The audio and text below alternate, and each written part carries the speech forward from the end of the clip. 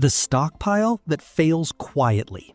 Here's something most people building a breakfast stockpile never figure out until it's too late. Not every food that goes in the bin is actually going to be there when you need it. Some of it quietly breaks down, loses its function, or turns rancid long before anything looks wrong on the outside. Out of everything people typically stockpile, there are 7 foods that actually deserve a permanent spot. The ones that genuinely last for years, decades, in one case, literally forever.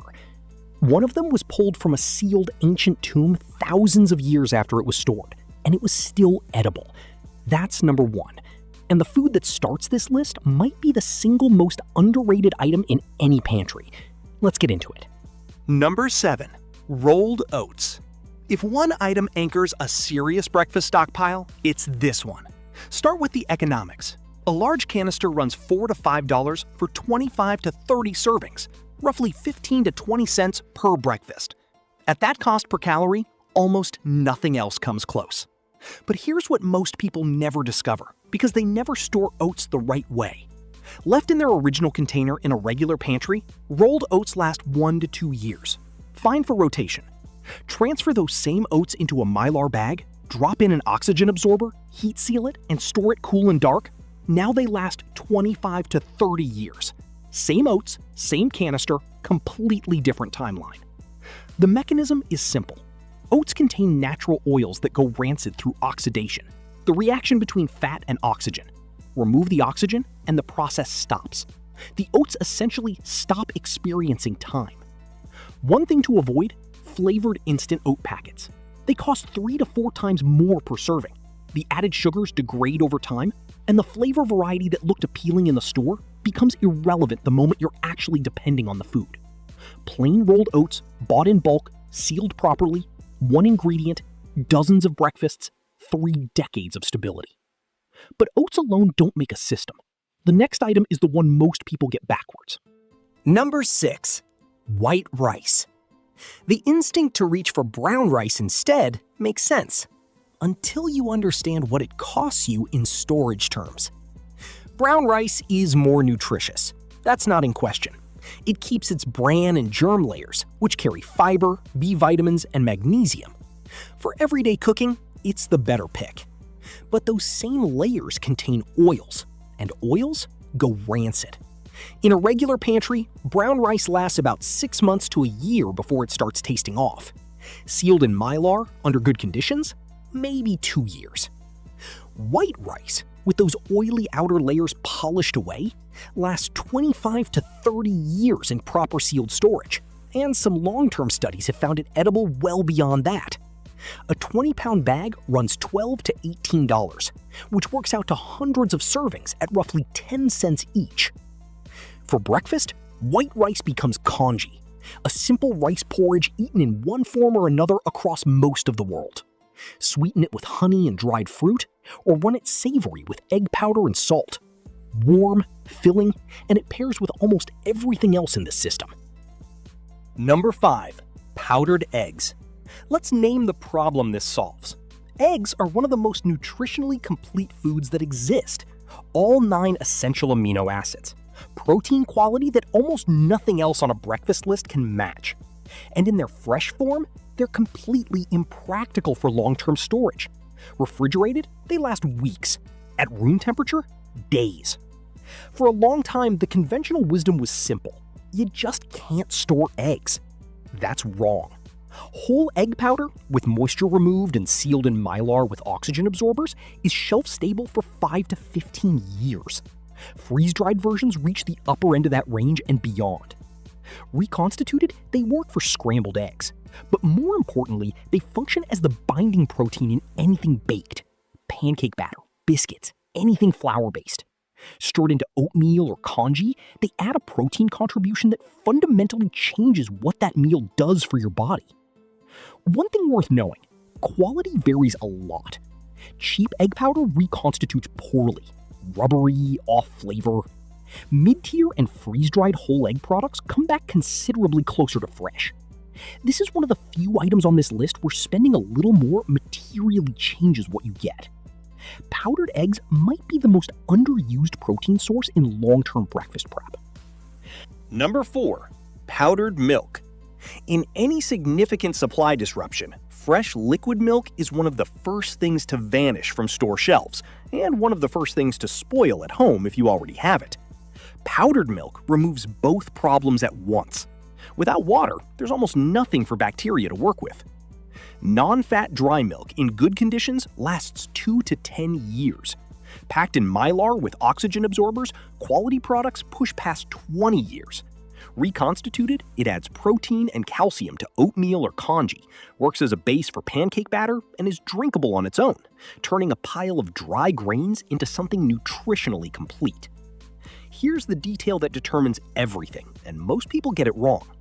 Whole milk powder contains milk fat, and fat goes rancid. For long-term storage, the answer is always non-fat dry milk. You trade a little richness for years of additional stability, and that's the right trade. One mistake to avoid, leaving an opened bag exposed to air. Powdered milk is aggressively hygroscopic. It pulls moisture from the air around it. Once humidity gets in, it clumps and degrades ahead of schedule. Reseal it every time. Keep a desiccant in the container. Treat opened powdered milk as something actively under threat from the air around it, because it is. Number 3. Salt and sugar. These two are the most underestimated items on this entire list, and without them, most of what's in your stockpile becomes significantly harder to actually eat. Salt is a mineral. No organic matter to break down, no moisture to lose, no mechanism by which it spoils. Kept dry and sealed, table salt lasts indefinitely, not as a rough estimate, but as a basic chemical fact.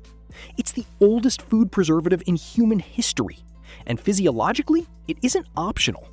Sodium is required for nerve function, muscle contraction, and fluid balance.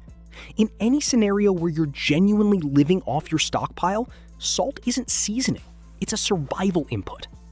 Plain white sugar, kept dry, also lasts indefinitely.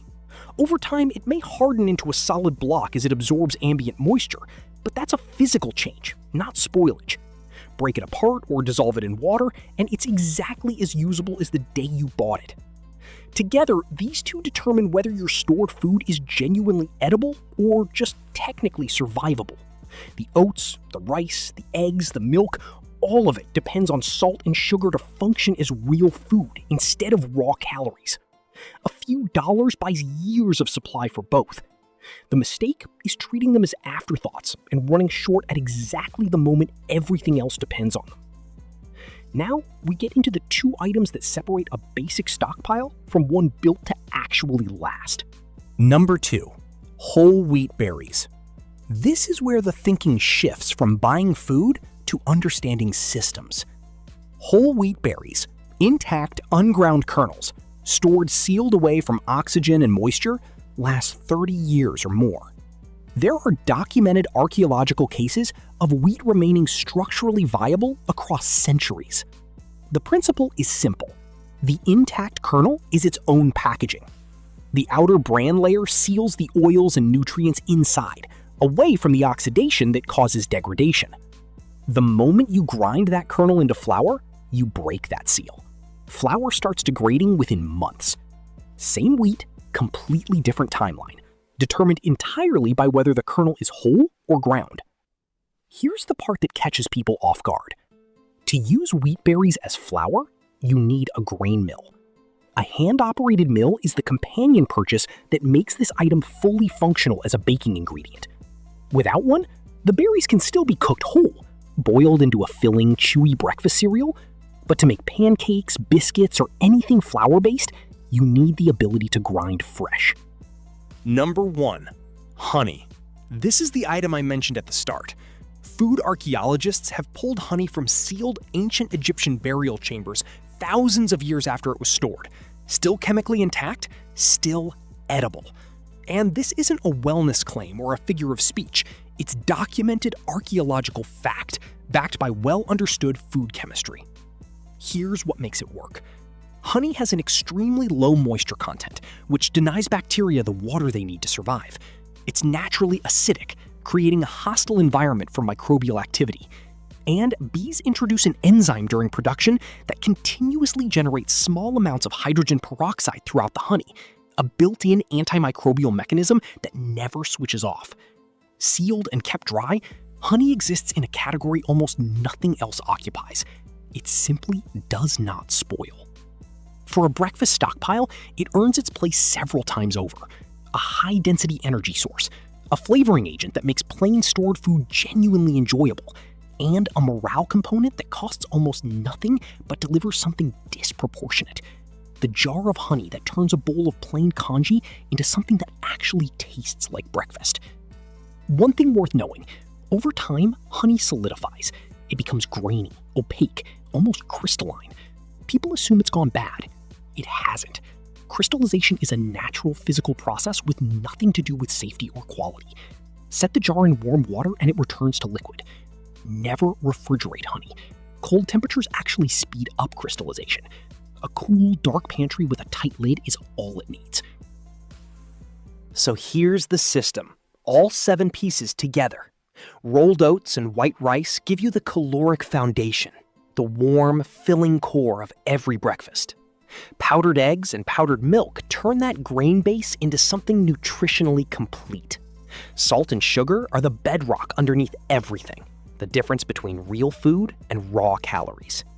And wheat berries and honey sit at the very top of the shelf life scale. One needs a mill to unlock its full potential, the other needs nothing at all, ever. Start with one shelf, 2 or 3 items at a time, sealed properly, dated, stored cool and dark. That's enough to have months of breakfast security sitting quietly in your home, already paid for, already waiting. Which one surprised you most? Drop it in the comments. I read every one, and it shapes what comes next.